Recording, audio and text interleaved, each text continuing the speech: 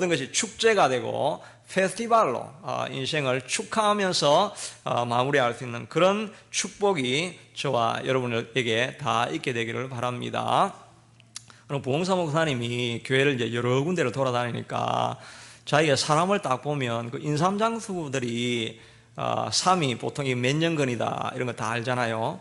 자기는 사람들 딱 보면 교회 이게 몇 년근인지 딱 이제 표가 다 나더라는 것입니다.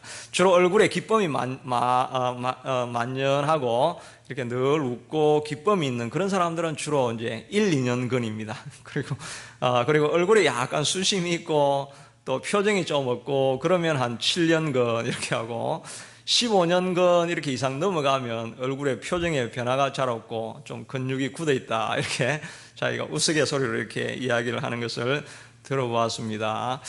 정말 우리 세월이 자꾸 지날수록 우리의 경험이 보통 아마 안 그러신 분들도 많이 있겠지만 우리의 경험이 처음에는 예수 믿으면 기쁨이 얼마나 충만합니까? 예수님 처음 만났을 때의 그 기쁨은 정말 말로 표현할 수 없는 그런 기쁨이 있죠. 모태신앙 이런 분들은 아마 그냥 미지근하게 이렇게 아마 지속적으로 믿을 수 있을지 모르겠는데 저 같은 경우는 불신 가정에 있다가 예수를 이제 고등학교 2학년 때 만났을 때 정말 그때 얼마나 기쁜지 정말 이제 다른 사람들이 이야기하는 게 이 버드나무 가지가 자기를 보면서 미소를 짓는다는 말을 그거는 여러분 경험 안 해보신 분들은 모를 겁니다. 아마 경험해 보신 분들 얘기 많이 있으시겠죠. 정말 바위가 나를 향해서 막 미소를 짓고 있고 똑같은 세상인데 은혜를 딱 받고 나서 그 다음날 아침에 본 세상이 어떻게 그렇게 다를 수가 있습니까? 정말 너무나 말로 표현할 수 없는 그런 형용할 수 없는 기쁨이 우리 가운데 있게 된 것입니다. 그렇게 하니까 그 당시에 의심이나 뭐 이런 것들이 다 사라지고 배에서부터 차오르는 확신이 그냥 마음에 가득하게 되는 것이 우리 신앙의 시작인데 이렇게 시작한 신앙이 시간이 자꾸 지날수록 이렇게 근심거리가 많아지고 염려거리가 이게 자꾸 있으면서 예수 믿는 사람이나 안 믿는 사람의 거의 비슷하게 되어져가는 이런 모습을 이제 다 그런 건 아닌데 그렇게 되는 우리의 모습이 이제 일부분 우리에게 있다는 것입니다. 그런데 우리가 왔다 갔다 하죠. 어떤 때는 정말 기쁨이 있다가 또 다운이 됐다가 이런 굴곡을 그리면서 가게 되는데 우리가 기도해야 될 것은 세월이 점점 지날수록 예수님과 오래 동행할수록 우리 마음속에 세상이 감당할 수 없는 평안이 가득한 사람, 이런 사람이 꼭 되게 해달라고 우리가 기도하고, 그래서 내 얼굴에 다른 사람들이 내 얼굴을 보면서 하나님의 임재를 경험할 수 있다, 이런 고백이 나올 수 있는 저와 여러분이 될 수 있게 되기를 바랍니다. 오늘 이 마지막에 보면 페스티벌로 이렇게 마치게 되는데 어떻게 해서 어디에서 이런 기쁨이 나오게 되는가 하는 것을 살펴보면, 첫째는 하나님이 고마워하는 사람이 되라 하는 것입니다. 우리가 하나님을 고맙다 하는 게 아니고 하나님이 여러분을 보면서 야, 참 너는 정말 고맙다, 너 때문에 내 마음이 참 기쁘다, 이런 사람이 되어달라 하는 것입니다. 이 느헤미야서에 보면은 정말 이렇게 아침에 읽으면 이 느헤미야서를 잘 못 읽습니다. 이 발음이 정확하게 안 될 정도로 이름이 얼마나 많이 나옵니까?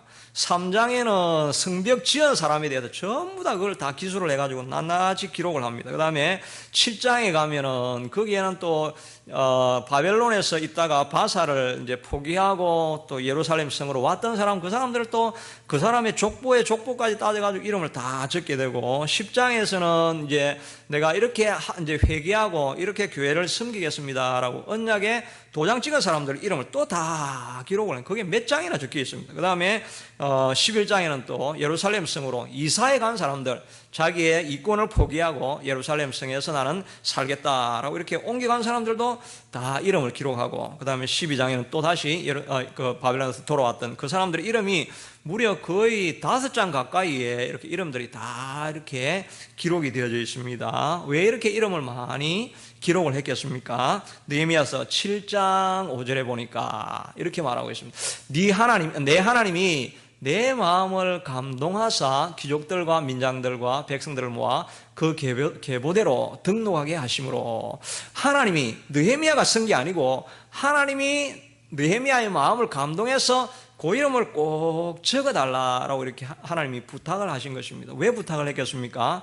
그 사람들이 고마워서 너가 그냥 너 살던 데 살아도 되는데 그걸 포기하고 예배를 지키려고 예루살렘으로 이주해 보는 걸 보니까 하나님이 고마운 마음이 생기는 것입니다. 그 바사에서 잘 정착해서 살던 사람이 왜 그것 때문에 예루살렘 성을 세우려고 그 먼 길을 와가지고 새롭게 와가지고 고생하고 아무런 이 경제적인 활동도 할 수 없는 여기서 어렵게 살아가는 그 모습을 보면서 하나님은 그 사람 한 사람 한 사람을 꼭 기억하고 싶은 것입니다. 여러분이 하는 수고에 대해서 하나님은 반드시 기억합니다. 여러분 오늘 수요 예배 나왔죠? 하나님의 출석부가 천국에 있는 줄로 믿습니다. 출석부에 다 기록을 해놨습니다. 기록해가지고 개근하시면 나중에 천국에 가면 개근상을 다 받으실 줄로 믿으시기 바랍니다.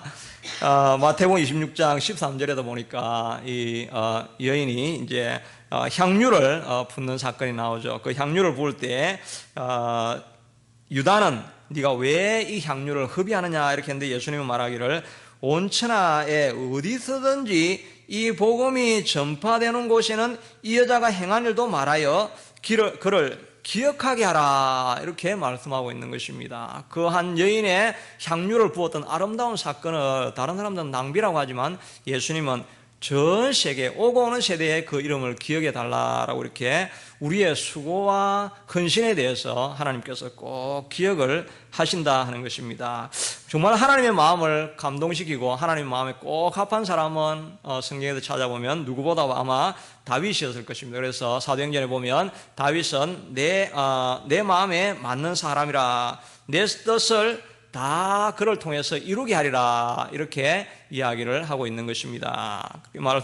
이 다윗이 하나님께 사용되어졌던 사람이라고 할 수가 있는 것입니다. 다윗이 무엇을 했습니까? 우리가 잘 아는 것처럼 다윗은 자기가 다 성공하고 난 이후에 우리가 옛날에 살펴봤던 것처럼 언약궤를 시온성으로 가져옵니다. 가져오기 위해서 6걸음마다 제사를 지내고 또 춤추면서 막 가져오고 그걸 가져와 가지고 텐트 위에 태브나클 밑에 이렇게 두고 나서 그 다음에 찬양대를 만들어 가지고 24시간 처음으로 인류 역사상 처음으로 찬양대를 만들어 가지고 그 전에서 날마다 찬양이 흘러나면서 하나님을 찬양하라 여호와의 높으심을 찬양하라 이 찬양이 계속되게 만듭니다. 그리고 거기에도 부족해가지고 자기가 가장 전성기에 성공할 때 그것마저도 부족해가지고 다윗이 말하기를 하나님 내가 하나님의 전을 내 궁궐은 지어졌는데 하나님은 이 텐트 안에 언약궤가 있는 것을 내가 못 보겠습니다. 하나님이 전도 지어드리겠습니다 라고 하니까 너는 피 흘린 사람이기 때문에 네가 짓지 말고 솔로몬이 짓게 하겠다라고 이렇게 나단을 통해서 안 지어도 된다라고 이야기했는데 하나님의 마음이 크게 감동이 되고 흡족이 된 것입니다. 그래서 사무엘하 7장 8절에 보면 나단에게 이렇게 말합니다. 나단을 통해서 이렇게 말하는데 그러므로 이제 내 종 다윗에게 이와 같이 말하라. 만군의 여호와께서 이와 같이 말씀하시기를 내가 너를 목장 곧 양을 따르는 데에서 데려다가 내 백성 이스라엘의 주권자로 삼고 이 말은 목동인 너를 내가 데려다가 이스라엘의 왕으로 삼았고 그 다음 절에도 보면 9절에 보니까 내가 가는 모든 곳에서 내가 너와 함께 있어 내 모든 원수를 내 앞에서 멸하였은즉 땅에서 위대한 자들의 이름같이 내 이름을 위대하게 만들어 주리라. 이제 앞으로 내가 어디로 가서 전쟁을 하든지 내가 반드시 너와 함께 있어서 내 이름을 위대하게 해주겠다 하는 것입니다. 정말 하나님을 사랑하고 하나님이 고마워하는 마음이 있는 그런 사람이 되니까 하나님께서 그의 길을 열어주고 그의 길에 형통함을 주겠다라고 이렇게 약속을 해주시는 것입니다. 그래서 우리가 하나님 앞에 좋은 것을 구하기 전에 하나님, 내가 하나님께 뭘 해드리면 좋겠습니까? 하나님 기쁘시게 할 일이 무엇이 있습니까? 그런 것들을 자꾸 찾아서 하나님을 먼저 기쁘시게 해드리는 여러분이 될 수 있게 되기를 바랍니다. 옛날에 어디 간증한 것을 제가 어디 한번 읽어보니까 대전 옥봉에 한 과부가 있었는데 너무나 찢어지게 가난한 집이었습니다. 그래서 판잣존에 판잣벽에 그 비닐을 쳐가지고 이렇게 살고 있었는데 그게 마침 미군 부대 옆이었습니다. 미군 부대 옆이었는데 자기가 이제 전세로 가는 게 참 소원이어가지고 그 폐지를 주워가 팔고 고물을 주워가 팔고 그래가지고 돈을 조금씩 모아가지고 이제 전세로 들어가려고 정말 기쁜 마음에 들떠 있었는데 이번에 늘 새벽 기도를 가는 사람이었습니다. 그런데 목사님이 교회 어려움을 이야기하면서 우리가 그의 건축을 시작해야 되겠습니다. 이렇게 이야기를 한 것입니다. 그 이야기를 딱 마음에 들으니까 나는 뭐 가난한 사람이라서 가진 게 없어 이런 마음이 생겼는데 그런데 자꾸 기도하다 보니까 너 그 전세금 있잖아. 이게 마음을 딱 이게 목에 걸린 가시처럼 그게 항상 기도할 때마다 그 생각이 나니까 기도가 진전이 안 되는 것입니다. 더 이상 안 되겠다. 그래서 그걸 하나님 앞에 다 바쳐버리고 그 움막에 계속해서 살게 되어졌는데 그 미군 캠프에 있던 장교가 어느 날 꿈을 꿨는데 너무나 선명하게 그 자기 캠프 컴파운드 옆에 거기에 집이 한 채가 아주 허술한 집이 한 채가 꿈에 딱 보이는 것입니다. 너무 생생해가지고 이게 무슨 계시가 있나 이 크리스찬 장교인데 그래 나와가지고 이렇게 쭉 돌아보니까 거기 자기가 꿈에 본 똑같은 움막이 거기 있는 것입니다. 그래서 찾아가서 혹시 이 집에 무슨 어려움이 있습니까? 라고 하니까 다른 말은 못하고 우리 애가 학비가 없어서 학교를 못 다니고 있습니다. 그렇게 하니까 그러면 이 컴파운드 들어와 가지고 이 하우스보이 하면서 학교를 다니라고 취직을 시켜준 것입니다. 그래 취직이 되어 가지고 그 다음에 여기서 학생이 굉장히 성실하고 일하게 하니까 결국 나중에 이 장교가 미국으로 갈 때 자기 양자를 삼아가지고 미국으로 가게 되어지고 미국에서 열심히 공부해서 그 사람이 나중에 변호사가 되고 자기 그 어머님도 미국으로 모시가 살았다는 그런 간증을 읽어보게 된 것입니다. 정말 힘들고 아까운 헌신이지만 하나님 앞에 드릴 때 하나님이 그거를 꼭 기억하고 있다는 것입니다. 하나님의 마음에 참 고맙다. 너가 나를 위해서 수고하는구나. 이런 마음을 하나님께서 가지시면 다윗에게 말한 것처럼 위대하게 앞길을 열고 평탄한 길을 여러분에게 열고 마음에 충만한 기쁨을 주시게 될 줄로 믿습니다. 아멘. 둘째는 예배를 사랑하는 자에게 하나님께서 기쁨을 주시게 된다 하는 것입니다. 오늘 12장에서 이 성전 봉헌식을 하잖아요. 근데 이 성전은 몇 장에서 완성이 됐냐면 6장에서 이미 완성이 되었습니다. 52일 만에 6장에서 이미 완성이 되었으면 보통 성전 봉헌식은 성전이 완성되면 그때 바로 하게 되죠. 그 바로 하는 건 아닙니다. 왜냐하면 빛이 있으면 성전 봉헌식은 바로 안 합니다. 빛을 다 갚아야 진짜 그게 이제 하나님께 드린 게 돼가지고 성전 봉헌식은 빛을 갚고 나서 이렇게 봉헌식을 보통 이렇게 헌당식을 이렇게 하게 됩니다. 그런데 여기는 지금 이제 성전 봉헌식은 아니고 성벽 봉헌식은 인류 역사상 한 적이 없습니다. 느헤미야 때 딱 한 번에서 성전 봉헌을 해가지고 하나님 앞에 올리게 되는데 뭐 빛이 있은 것은 아닌데 6개월 동안 왜 이렇게 딜레이를 이렇게 했느냐 하면은 이 성벽 지은 게 무슨 건축하려고 지은 게 아니잖아요. 이 성벽을 지은 이유는 예배할 수 있는 예배터가 살아날 수 있게 되도록 예배를 잘 할 수 있게 되도록 보호막을 쳐주려고 이렇게 한 건데 예배할 사람이 없으면 이 성벽이 아무 의미가 없는 것입니다.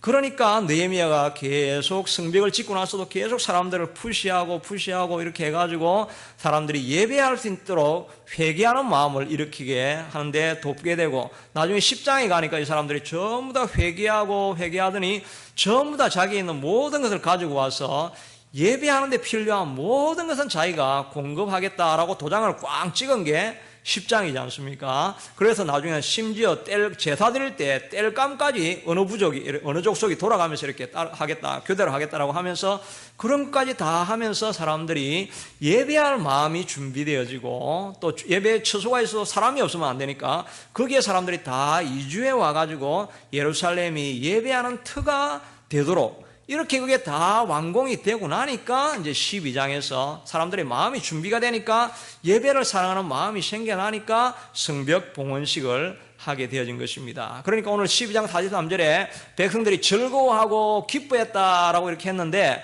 그 즐거워하고 기뻐한 것은 이 성벽을 지었기 때문에 그런 게 아니라 예배할 수 있는 마음이 충만해지니까 그 마음 속에 진정한 기쁨이 솟아나게 되더라 하는 것입니다. 그러니까 우리가 예배를 정말 사랑하면 우리의 마음 속에 샘솟아나는 기쁨이 솟아나게 될 줄로 믿습니다. 여러분들 오늘도 이렇게 와서 예배 드릴 때 성령의 강력한 임재를 통해서 기쁨이 충만할 수 있게 되기를 바랍니다. 우리가 정말 예배를 사랑하면 자기 체면도 다 없어지는 거죠. 그래서 다윗은 예배하러 갈 때, 언약궤를 막 가져갈 때 너무 기쁘고 좋아가지고 춤을 추면서 막 건너가니까 미갈은 그걸 보고 왕이 여종들 앞에 염치 없이, 채신머리 없이 그렇게 수치로운 일을 했다, 이렇게 이야기를 하게 됩니다. 그렇게 하니까 다윗이 노하면서 나는 하나님 앞에 오직 행한 것인데 너는 자녀가 없을 것이다, 이런 이야기를 한 거죠. 진정한 예배의 가치를 아는 사람만이 예배의 전심을 다 기울일 수 있게 된다 하는 것입니다. 어느 목사님의 간증을 제가 들어보니까 이분은 자기가 전도사 때 체프를 하는데, 체프를 할 동안에 그때가 추수감사절 기간이었습니다. 그렇게 하니까 이제 신학교에서는 매일 체프를 드리거든요. 하는데 그 추수감사절 때 하루는 아주 이제 나이가 많이 드신 분인데 추수감사절이니까 도포를 입고 설교를 하시는 것입니다. 도표를 입고 완전 옛날 스타일로 이렇게 설교를 하시면서 오늘 추수감사절인데 내 마음이 너무너무 기쁩니다, 이렇게 하면서 내가 하나님 앞에 춤추고 춤추며 찬양을 먼저 드리고 말씀을 전하겠습니다 라고 이렇게 하면서 앞으로 내려가가지고 이렇게 한국 전통춤을 추면서 불렀던 찬송이 301장입니다. 지금까지 지내온 것 주의 크신 은혜라, 이 찬송을 이렇게 덩실덩실 이렇게 춤을 추면서 이 찬송을 이렇게 부르는 것입니다. 그렇게 부르니까 자기가 그때 그 모습을 보니까 너무 아름다운 것입니다. 나도 나이가 들면, 저 나이가 되면 정말 전심을 다해서 사람들에게 부끄러운 줄도 모르고 지나온 세월을 돌아보면서 하나님 감사합니다, 이렇게 앞에서 춤을 출 수 있는 그런 영성이 있다고 한다면 내 인생이 얼마나 복된 인생일까 하면서 자기가 그걸 보면서 눈물을 막 흘리면서 기도를 하고 있는데 옆에 앉은 학생이 하는 이야기가, 아니 저게 무슨 꼬라지야, 이렇게 하는 이야기를 하는 거예요. 같은 예배를 드리고 있는 그 같은 마음인데 어떤 사람은 그런 모습이 추하게 보이고 어떤 사람은 그것이 가장 소중한 모습으로 보이게 되더라는 거죠. 그때 그 이야기를 들으면서 자기는 참 충격을 받으면서 어떻게 같은 상황을 그렇게 다르게 해석할 수 있나 하는 생각을 했다는 것입니다. 오늘 이 수요 예배에 오신 분들은 저는 이 예배가 적은 예배지만 정말 하나님 앞에 드리는 것이기 때문에 여러분 마음 가운데 가득한 기쁨이 있고 이 예배를 소중하게 여기기 때문에 이 자리에 찾아오신 줄로 믿습니다. 다른 사람들은 이게 뭐 별로 소중하지 않다고 그래도 우리는, 은혜 받은 우리는 이 예배하는 자리가 너무나 소중한 것입니다. 모든 다른 일선을 내려놓고 찾아올 자리인 것만큼 이렇게 귀중한 자리가 이 예배 자리가 되어져야 된다는 것입니다. 여러분 마음 가운데 예배를 소중하게 여기는 그 마음이 있게 되기를 바랍니다. 그럴 때 하나님께서 여러분 가운데 충만한 기쁨을 주시게 될 것입니다. 제가 아까 전에 그분이 불렀던 이 찬송인데 제가 아까 설교 준비하면서 이걸 우리 같이 한번 불러볼까 하는 이런 마음이 있었습니다. 왜냐하면은 지금 봉헌식 마지막인데 제가 왜 이런 이 찬송이 생각이 나느냐 하면은 제가 이 우리 교회에 처음 와서 설교했을 때가 이렇게 찾아보니까 4월 중순쯤이더라고요. 취임은 6월 10일 날 했는데 처음 이제 우리 송 장로님이 저를 부르셔가지고 저는 영문도 모르고 사실 여기 와요. 왜 갑자기 불렀지? 이러면서 영문도 모르고 사실 여기 왔어요. 그래가지고 그때는 설교 한번 이제 교회에 지금 공석이니까 이 사람 부르고 저 사람 불러서 설교시키는 줄 알고 그냥 아무 두려움 없이 그냥 신나게 이제 제가 그때 설교를 이렇게 했는데 그때 보니까 4월 11일 날 첫 때 했던 설교가 제가 느헤미야서 2장을 가지고 했거든요. 그러니까 한 3개월 정도 이렇게 지나오면서 느헤미야서를 지금까지 쭉 다 했어요. 그러면서 이렇게 생각을 저도 해보니까 하나님이 여러 가지 또 고비 가운데 또 우리 교회도 그런 과정들을 또 이게 좀 혼란한 과정들을 다 지나왔잖아요. 어떻게 보면 조금 또 어려움도 있을 수도 있고 이런 경우도 많이 있는데 참 자연스럽게 이렇게 지나왔던 이런 것들이 돌아보면 다 하나님이 하신 거겠죠. 그런 줄로 믿습니다. 우리가 그렇게 생각하면 하나님이 하신 것입니다. 하나님이 참 우리 교회를 사랑하시고 하셔서 아무런 큰 갈등 없이 여기까지 이끌어 주신 것이 하나님 하신 일이 아닌가 생각하면 이 봉헌식처럼 우리 이 찬송을 같이 우리 1절만 우리 같이 한번 불러봅시다.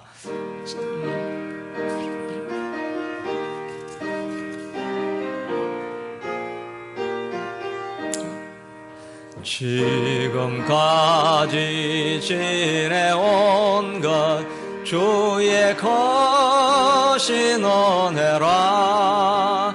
한이 없는 주의 사랑 어찌로 말하랴. 자나깨나 주의 손이 항상 살펴주시고 모든 일을 주 안에서 형통하게 하시네. 3절도 오래 합시다. 3절 인당하시 배울 날이 날로 다가와 무거운 짐 주께 맡겨 벗을라 더 멀잖네. 나를 위해 예비하신 고향 집에 돌아가 아버지의 품 안에서 영원토록 살리라.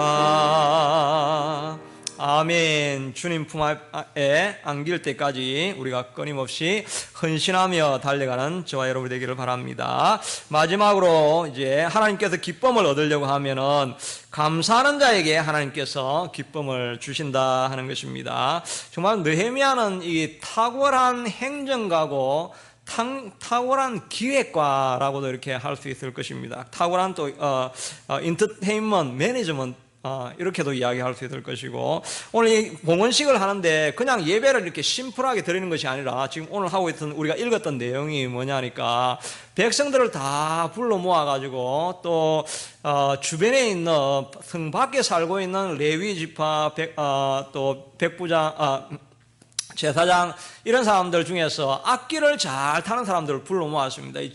재금은 타악기, 또 현악기, 또 다른 이렇게 관악기 이런 다 사람들을 불러 모아가지고 오케스트라를 연주를 합니다. 오케스트라를 연주하게 해가지고 맨 앞에 악기를 부는 사람을 하게 하고 그 다음에 레위 지파, 그 다음에 제사장 지파, 레위 지파, 물론 그 앞에 에스라가 제일 앞에 서가지고 한쪽은 이렇게 성이 이렇게 있으면 성 안에 다 모여가지고 앞으로 내려가지고 한쪽은 왼쪽으로부터 이렇게 돌아가서 이렇게 돌게 하고 또 한쪽은 제사장하고 다른 리더들이 하고 그 다음에 백성들과 함께 느헤미야는 맨 뒤에 섰더라 이렇게 이야기를 하고 있습니다. 이 느헤미야는 자기 신분을 아는 거죠. 자기는 승직자가 아니기 때문에 모든 것을 기획하고도 맨 뒤에 겸손하게 서가지고 이렇게 다 이렇게 따라가서 올라갑니다. 올라가가지고 제일 끝에 이르게 되면 제일 위쪽에 있는 게 뭐냐니까 솔로몬 성전입니다. 근데 솔로몬 성전은 586년에 바벨론에 의해서 다 망가져 버렸죠. 돌 위에 돌 하나도 안 남게 다 망가져 버렸어요. 그래서 스룹바벨이 와가지고 거기에 좀 조촐하지만 그 성전을 거기 다시 하나 세워놓은 것입니다. 그러니까 성벽을 타고 다 올라가가지고 마지막에 딱 만나는 데가 이 솔로몬 성전인 것입니다. 그 앞에서 번제를 이렇게 드리고 화목제를 드립니다. 화목제는 그거를 제물을 드렸으면 그 제물을 반드시 다 먹어야 됩니다. 다 안 먹으면 그게 오히려 재앙이 되는 것입니다. 그러니까 모든 사람들이 다 풍성하게 나누어 먹을 수 있게 되도록 화목제를 드리면서 거기에 마지막 이 페스티벌의 마지막 피날레를 이렇게 장식하게 이렇게 만들어 놓은 것입니다. 그러니까 얼마나 이 느낌이 이렇게 사람들이 그 마음 가운데 하나님 앞에 봉헌한다는 느낌이 싹 생기게 이렇게 만들었습니까? 그런데 이 성전을 올라가면서 맨 앞에 이 사람들이 했던 말이 하나님께 감사 찬송을 계속해서 드렸다 하는 것입니다. 그리고 왜 느헤미야가 이 성벽을 이렇게 걸려서 이렇게 올라가게 했는가 하면은 이 앞에서 감사 찬송을 다 하는 것입니다. 감사 찬송을 하면서 이 사람들의 마음에 감개무량하지 않겠습니까? 그 성벽을 지었을 때 그들이 얼마나 생명을 걸었습니까? 밖에서는 산발락과 도비아가 끊임없이 죽인다라고 이야기하고 몇 번이나 살인한다고 이렇게 위협을 하고 할 때 한 손에는 창을 들고 한 손에는 벽돌을 들고 밤에 잠도 못 자면서 갑옷을 벗지 아니하고 자고 이런 굉장히 어려운 헌신적인 일들을 계속했고 또 내부적인 어려움들이 있는데 그 내부적인 어려움들도 다 해결하면서 정말 앞만 보고 달려왔는데 이 성벽이 다 이루어진 것입니다. 그런데 그 성벽 한 걸음 한 걸음 걸으면서 이 사람들이 고백한 것은 여호와께 감사하시에, 여호와께 감사하시에. 한쪽은 하나님께 감사하시에 하면 이쪽에서는 여호와께 감사하시에. 우리도 한번 합시다. 이쪽에서는 여호와께 감사하시에. 자, 이쪽은 하나님께 감사하시에. 예. 악기도 들고 이렇게 해보면 이렇게 한번 해보면 좋을 텐데, 이렇게 사람들이 발을 밟으면서 이렇게 갈 때 그 마음이 무엇이었느냐 하면은, 하나님은 내가 최선을 다했는데 하나님이 도와주셨군요. 하나님이 뒤에서 다 하셨군요. 이 고백을 한 걸음 한 걸음 걸으면서 이 고백을 하면서 걸어갈 때 그들의 마음 가운데 하나님이 다 하셨습니다 라고 하는 이 뜨거운 하나님의 또 올려드리는 감격이 있는 것입니다. 그 찬송을 들으면서 하나님께서 감사로 예배하는 자가 나를 영화롭게 하나니, 그 백성들을 향해서 영화로운 마음이 생겨가지고 하나님이 황홀한 마음이 생겨서 하나님께서 오늘 4장 43절에 보니까 하나님이 주시는 즐거움이라, 사람이 주는 즐거움이 아니라 하나님이 그들을 즐겁게 하심에, 감사의 찬송이 막 하늘로 올라가니까 하나님이 그 감사의 찬송을 보면서 들으면서 하나님이 영화로워졌어서 스스로 감사할 수 있는 마음을, 기쁨을 막 물붓듯이 부어준 것입니다. 그렇게 하니까 정말 온 몇 킬로밖에까지 소리가 들릴 만큼 그런 충만한 기쁨이, 세상이 알 수 없는 기쁨을 얻게 해 주시더라 하는 것입니다. 이 감사하는 것은 이거 우리가 꼭 해야 되는데, 연말에 사실은 우리가 할 수만 있으면 여러분들 개인들도 마찬가지고 또 저도 우리 교회적으로도 마찬가지고 정말 이렇게 사진을 좀 미디어 TM이 있으면 사진을 매월 일어난 일을 딱 찍어가지고 연말에 딱 돌리면서 7월 달에 일을 하셨는데 정말 하나님이 일을 하셨어요. 8월 달에 하나님이 일을 하셨어요. 9월 달에 일을 하셨어요. 이렇게 우리가 다 고백하면서 우리는 다 같이 8월 달 나갈 때마다 여호와께 감사하시에, 하나님께 감사하시에, 이렇게 하면서 모든 것을 하나님이 하셨다라고 이렇게 고백할 수 있을 때 그 소리를 들으시고 하나님이 그 교회를 축복하실 것입니다.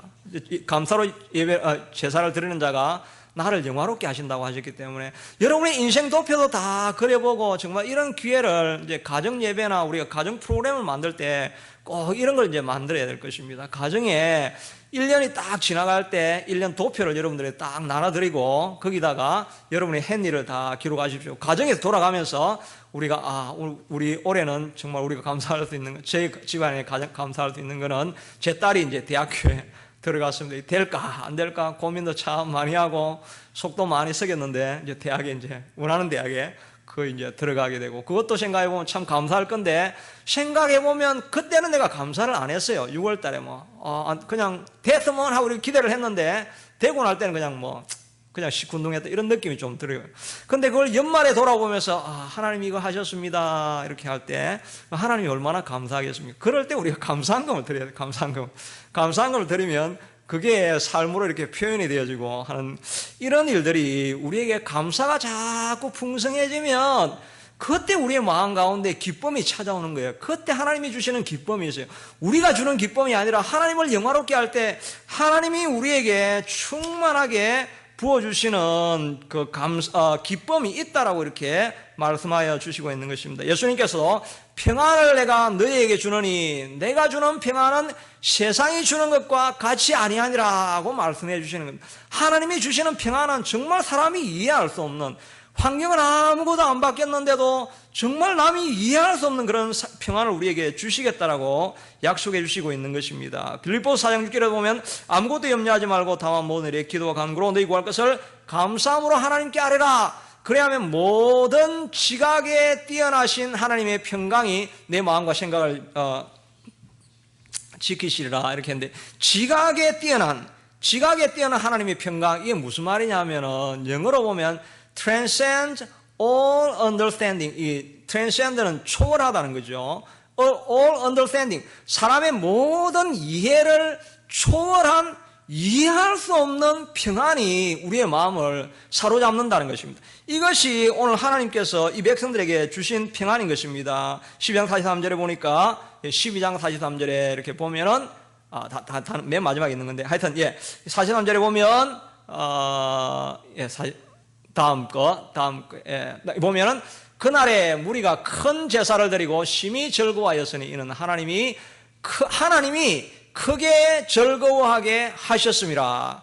하나님이 부으시는 평안이 있다는 것입니다. 정말 세상이 이해할 수 없는 이 평안이 하나님에게로부터 오는데, 감사하는 사람, 조그만 것이라도 하나님이 하셨습니다라고 하나님 앞에 다 영광을 돌리는 그 사람의 감사를 듣고 하나님이 영화로워 주셔서 우리에게 부으시는 평안, 세상이 이해할 수 없는 the peace that transcends all understanding, 그게 여러분을 다 지배하고 장악하고 우리 교회에도 그런 평안이 날마다 넘쳐서 환난, 공고, 염려, 걱정이 가득한 사람들이 이전에 들어올 때 하나님의 강력한 평안으로 말미암아 압도되어지고 평안으로 새로운 삶을 얻는 그런 교회가 다 될 수 있게 되기를 바라고, 그런 형통함이 저와 여러분에게도 넘쳐날 수 있게 되기를 바라겠습니다. 이 시간 우리 같이 한번 기도합시다. 하나님, 내 마음에 그리스도를 쫓아가지만 내 마음에 기쁨이 없었습니다. 세월이 지날수록 내 마음에 충만한 감사와 기쁨과 즐거움이 넘쳐야 하는데, 하나님 왜 내 인생에 즐거움이 사라졌습니까? 하나님, 내 마음에 감사